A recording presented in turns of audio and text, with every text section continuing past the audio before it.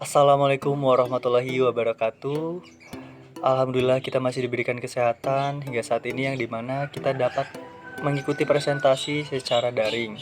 Salawat serta salam kita haturkan kepada junjungan kita Nabi Agung Nabi Muhammad Sallallahu Alaihi Wasallam yang dinantikan syafaatnya di yaumil akhir nanti. Serta terima kasih kepada teman-teman dan Ibu Rohmatus Solehah Magister Pendidikan selaku dosen pengampu mata kuliah pragmatik yang dimana dapat mengikuti mata kuliah presentasi secara daring kali ini. Baiklah, saya Edwin Trialdi selaku moderator akan memimpin jalannya diskusi pada presentasi kali ini. Untuk pemateri, saya persilahkan. Pengertian bahasa. Bahasa adalah sistem komunikasi manusia yang dinyatakan melalui susunan suara atau ungkapan tulis yang terstruktur untuk membentuk satuan yang lebih besar, seperti morfem, kata, dan kalimat. Menurut Haier, bahasa adalah alat verbal untuk komunikasi. Ia menegaskan bahwa bahasa sebagai suatu lambang bunyi yang bersifat arbitrer, sewenang-wenang, yang digunakan oleh sekelompok anggota masyarakat untuk berinteraksi dan mengidentifikasi diri. Pengertian bahasa dari para ahli. Menurut Plato, bahasa adalah pernyataan pikiran seseorang dengan perantara onomata atau nama benda dan remata atau ucapan yang merupakan cermin dari ide seseorang dalam arus udara lewat mulut. Menurut Ferdinand de Saussure, bahasa merupakan ciri pembeda yang paling menonjol karena dengan bahasa setiap kelompok sosial merasa dirinya sebagai kesatuan yang berbeda dari kelompok yang lain.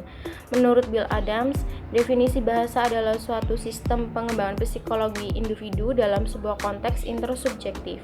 Cukup sekian dan terima kasih. Baik, di sini saya akan melanjutkan dari pemateri sebelumnya, yaitu tentang manfaat bahasa. Yang pertama adalah bahasa resmi suatu negara. Beberapa negara memiliki banyak bahasa daerah. Salah satunya adalah Indonesia. Hal ini karena suku di Indonesia sangat beragam, sehingga bahasa resmi dibutuhkan untuk mempersatukan masyarakat dari berbagai suku, yaitu bahasa Indonesia. Yang kedua, alat pengembangan kebudayaan dan ilmu pendidikan atau ilmu pengetahuan. Untuk mengembangkan kebudayaan yang ada di sebuah negara dibutuhkan bahasa, sehingga komunikasi antar individu maupun kelompok bisa tercapai dengan maksimal. Yang ketiga adalah pengantar dunia pendidikan. Dengan bahasa maupun bahasa resmi, maka banyak manusia yang mengerti dan paham, khususnya menyangkut dunia pendidikan. Dengan menyampaikan menggunakan bahasa yang mudah dimengerti, maka ilmu pendidikan bisa diterima dengan baik. Baik, sekian dari saya kembalikan ke moderator. Saya Sinta Silvasia akan melanjutkan materi selanjutnya, yaitu tentang fungsi bahasa. Menurut Halliday, dalam buku Pendidikan Bahasa Indonesia di SD karya Solehan, secara khusus mengidentifikasi 7 fungsi bahasa. Ketujuh fungsi bahasa tersebut diantaranya yang pertama fungsi personal, yaitu penggunaan bahasa untuk mengungkapkan isi pikiran, sikap, pendapat, atau perasaan pemakainya. Yang kedua fungsi regulator, yaitu penggunaan bahasa untuk mempengaruhi sikap atau pikiran orang lain. Yang ketiga fungsi interaksional, yaitu penggunaan bahasa untuk menjalin kontak dan menjaga hubungan sosial. Yang keempat fungsi informatif, yaitu penggunaan bahasa untuk menyampaikan sebuah informasi, pengetahuan, budaya, dan lain sebagainya. Yang kelima fungsi heuristik, yaitu penggunaan bahasa untuk belajar dan juga memperoleh informasi. Yang keenam fungsi imajinatif, yaitu penggunaan bahasa untuk memenuhi dan menyalurkan rasa estetis. Yang ketujuh fungsi instrumental, yaitu penggunaan bahasa untuk mengungkapkan kebutuhan atau keinginan pemakainya. Sekian materi dari saya ucapkan terima kasih. Wassalamualaikum warahmatullahi wabarakatuh. Baik, di sini saya sebagai pemateri terakhir akan menyampaikan materi tentang faktor penentu bahasa. Faktor-faktor yang mempengaruhi perkembangan bahasa diantaranya yang pertama yaitu faktor kesehatan.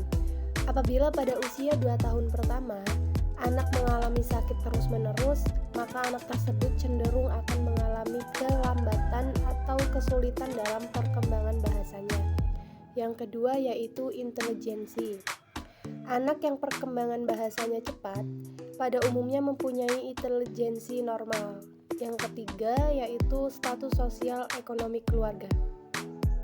Beberapa studi tentang hubungan antara perkembangan bahasa dengan status sosial ekonomi keluarga menunjukkan bahwa anak yang berasal dari keluarga miskin mengalami kelambatan dalam perkembangan bahasanya dibandingkan dengan anak yang berasal dari keluarga yang lebih baik. Yang keempat yaitu jenis kelamin.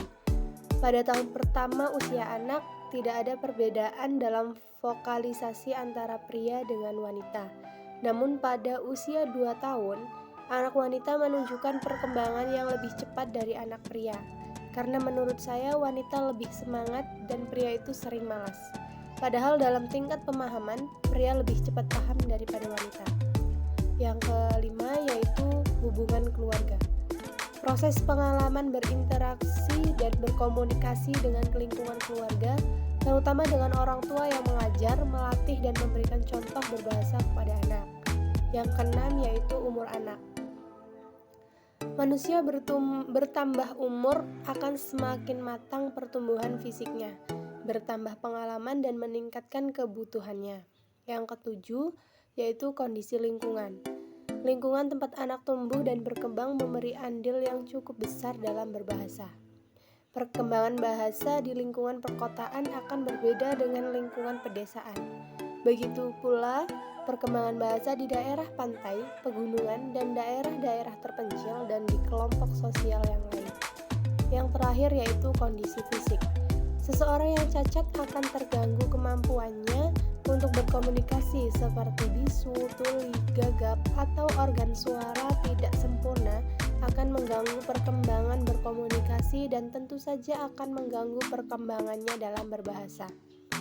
Sedangkan dalam perkembangan berbahasanya, potensi anak untuk berbicara didukung beberapa hal, diantaranya yaitu kematangan alat berbicara, kesiapan berbicara, adanya model yang baik untuk dicontoh oleh anak, kesempatan berlatih, motivasi untuk belajar dan berlatih, dan bimbingan. Tetapi menurut saya cenderung anak normal dan yang cacat itu lebih cerdas anak yang cacat.